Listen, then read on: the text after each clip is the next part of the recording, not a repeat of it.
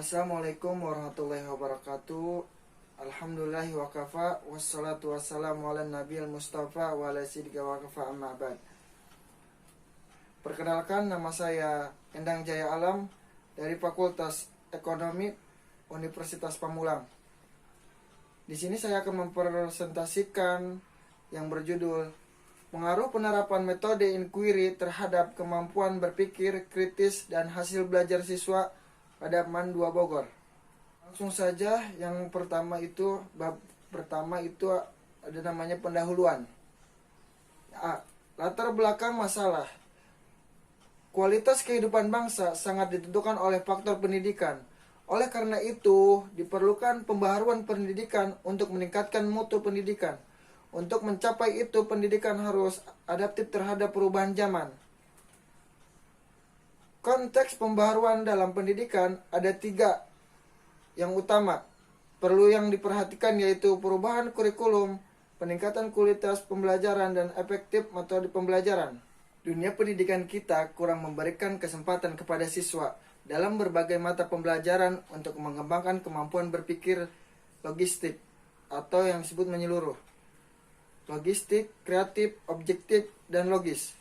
Pendekatan pembelajaran masih dimiliki oleh para guru. Guru lebih banyak menempatkan siswa sebagai objek dan bukan sebagai subjek didik, serta kurang memperhatikan ketentuan belajar secara individual. Nah, di sini indeks harga dan inflasi adalah salah satu materi ekonomi yang dipelajari pada siswa kelas 11. Selain harus memahami konsep, pada materi ini juga terdapat hitung-hitungan yang harus dipahami siswa. Sebagai besar siswa dapat mengerjakan soal dan terlatih dalam perhitungan matematika atau IHK sendiri menggunakan rumus yang akan digunakan untuk mengetahui perubahan harga dari sekelompok barang dan jasa yang umumnya dikonsumsi oleh masyarakat, dan banyak lagi kegunaan lainnya. Oleh karena itu, pembelajaran indeks harga dan inflasi sebaiknya lebih menekunkan kepada proses perolehan konsep. Yang kedua dari bab 1 ini yaitu rumusan masalah. Rumusan masalah ini saya mengambil dari berdasarkan latar belakang masalah yang dikemukakan dari pernyataan yang tadi. 1. Adakah pengaruh metode inquiry terhadap kemampuan berpikir kritis siswa di MAN 2 Bogor? Yang kedua, adakah pengaruh metode inquiry terhadap hasil belajar siswa MAN 2 Bogor? Sekarang yang ketiga dari bab 1. Tujuan penelitian.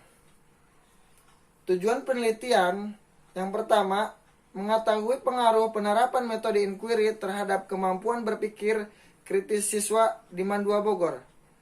Yang kedua, tujuannya yaitu mengetahui pengaruh penerapan metode inquiry terhadap hasil belajar siswa di MAN 2 Bogor.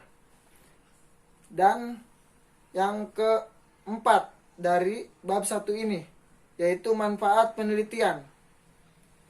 Manfaat penelitian yang pertama teoritis. Manfaat teoritis diharapkan dari penelitian ini adalah dapat dijadikan bahan pertimbangan ilmu pengetahuan di bidang pendidikan. Yang kedua, praktis. Bagian peneliti. Peneliti ini sebagai bahan pertimbangan dan sebagai acuan untuk pengembangan penelitian dalam pengaruh penerapan metode inquiry terhadap kemampuan berpikir kritis dan hasil belajar siswa. Untuk bagi siswa, penelitian ini dapat mempengaruhi kemampuan berpikir kritis dan hasil belajar siswa materi indeks harga dan inflasi. Ini bagi guru. Pengetahuan bagi guru dalam menggunakan metode inquiry terhadap kemampuan berpikir kritis dan hasil belajar. Yang seterusnya yaitu bagi sekolah.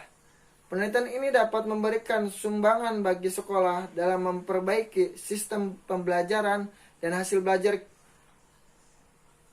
ekonomi. Selain itu juga, penelitian ini dapat memberikan sumbangan bagi sekolah dan memperbaiki sistem pembelajaran dan hasil belajar ekonomi. Selain itu juga sebagai bentuk inovasi metode pembelajaran yang diterapkan pada mata pembelajaran ini. Bab 2 yaitu tentang tinjauan pustaka. Tinjauan tentang belajar. Belajar merupakan proses penting bagi perubahan perilaku manusia dan ia mencangkup segala sesuatu yang dipikirkan dan dikerjakan. Belajar memegang peran penting di dalam perkembangan, kebiasaan, sikap, keyakinan, tujuan, kepribadian, dan bukan persepsi manusia. Itu berdasarkan ANI 2007.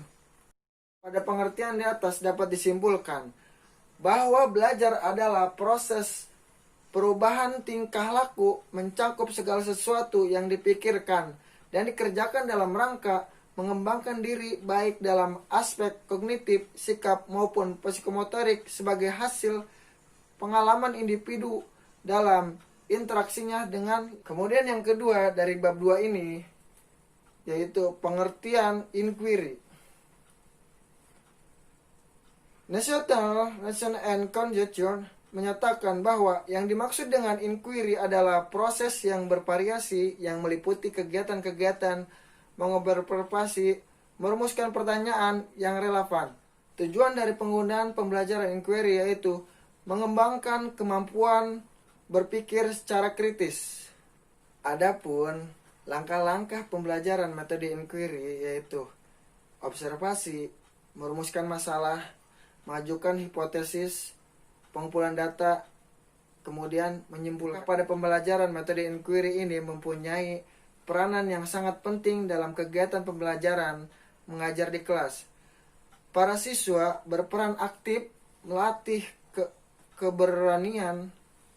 Para siswa berperan aktif melatih keberanian, berkomunikasi, dan berusaha mendapatkan pengetahuannya sendiri untuk memecahkan masalah yang sedang dihadapinya. Mempersiapkan skenario pembelajaran sehingga pembelajaran dapat berjalan dengan lancar. Metode inquiry merupakan salah satu metode mengajar. Bagian ketiga dari bab 2 ini yaitu kemampuan berpikir kritis. Berpikir kritis adalah berpikir secara nalar, relatif, bertanggung jawab, dan mahir yang difokuskan untuk menentukan apa yang diyakini dan dilakukan. Bagian keempat dari bab 2 ini yaitu uraian materi. Uraian materi ini saya mengambil materi ekonomi yang berjudul tentang indeks harga dan inflasi. Indeks adalah daftar harga sekarang dibandingkan dengan harga sebelumnya. Menurut persentase untuk mengetahui turun naiknya harga barang. Dari pengertian tersebut dapat dikatakan bahwa indeks harga mengacu pada perbandingan antara harga rata-rata pada tahun yang dihitung dengan harga rata-rata pada tahun sebelumnya. Perhitungan indeks harga dibutuhkan. Indeks harga adalah salah satu hal penting dalam kegiatan ekonomi nasional. Indeks harga dapat digunakan untuk beberapa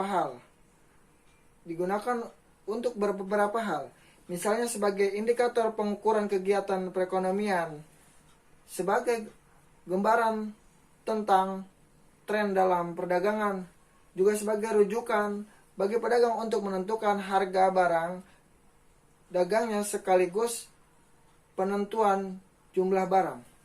Kemudian inflasi. Inflasi adalah kecenderungan dari harga-harga untuk menaikkan secara umum dan terus-menerus. Kenaikan harga dari satu atau dua barang saja tidak disebut inflasi, kecuali bila kenaikan tersebut meluas kepada sebagian besar dari harga barang-barang lain. Di pernyataan tersebut, metode inquiry merupakan salah satu pilihan yang tepat untuk diajukan dalam pembelajaran ekonomi karena memiliki kelebihan, yaitu proses pembelajaran berpusat pada siswa sehingga siswa lebih aktif dalam kegiatan belajar. Kelebihan yang lain adalah membantu konsep diri siswa bertambah dan penemuan-penemuan yang diperolehnya. Ini akan meningkatkan pemahaman konsep siswa dan mengembangkan kemampuan berpikir kritis siswa.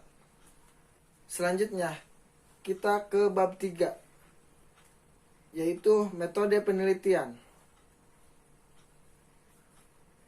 Yang pertama, populasi dan sampel penelitian. Penelitian ini Yang menjadi populasi adalah semua siswa kelas 11 IPA 2 Bogor yang beralamat di Jalan Desa Cibanteng, Kecamatan Lewisadeng, Kabupaten Bogor. Siswa kelas 11 ini, kelas 11 IPA 1 sampai dengan kelas 11 IPA 3 dinyatakan dalam satu populasi karena memiliki ciri-ciri yang sama.